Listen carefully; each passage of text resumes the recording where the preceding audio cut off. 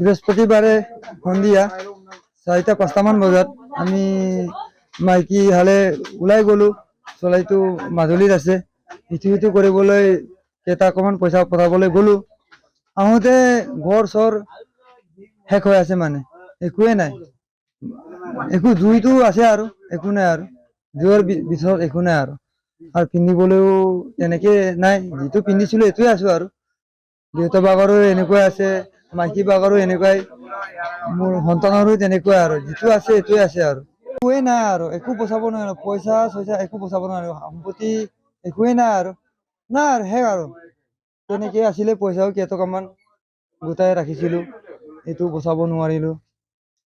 মানে গাঁৱৰ ৰাইজে ঘৰ বনাই দিছে, এইটো খাবৰ কাৰণে চাউল পাতি দিছে, এইটো কিবা আৰু শুবৰ কাৰণে চব বিচনা চিচনা ব্লেংকেট চেলেংকেট দিছে।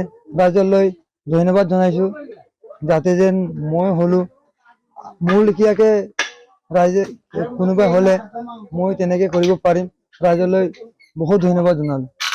যোৱা 7 মাৰ্চ বৃহস্পতিবাৰে সন্ধিয়া প্ৰায় 6:30 বজাত আমাৰ ঢকুৱাখানা মহকুমাৰ অন্তৰ্গত ডাংধৰা গাঁও পঞ্চায়তৰ খজুৱাপাতিৰ ৱাৰ্ডত মংগল সিং পাতিৰৰ ঘৰত জুই লাগে। জুই লগাৰ ফলত গোটেই পৰিয়ালৰ সামগ্ৰী, নথি পত্ৰ, টকা পইচাৰ পৰা আৰম্ভ কৰি গোটেই সম্পত্তি নষ্ট হৈ যায়, জুইত যায়। সেইকাৰণে আমি পিছদিনা গাঁৱৰ আৰু ওচৰ পাজৰৰ ৰাইজে মিলি তেওঁলোকক থকাৰ উপযোগী হোৱাকৈ এখন ঘৰ সাজি উলিয়াইছোঁ। বহু প্ৰত্যাহ্বানৰ মাজেদি আমি যুদ্ধংদেশী পৰিৱেশ পৰিস্থিতিৰ মাজেদি এখন ঘৰ আমি সাজি উলিয়াই দিছোঁ।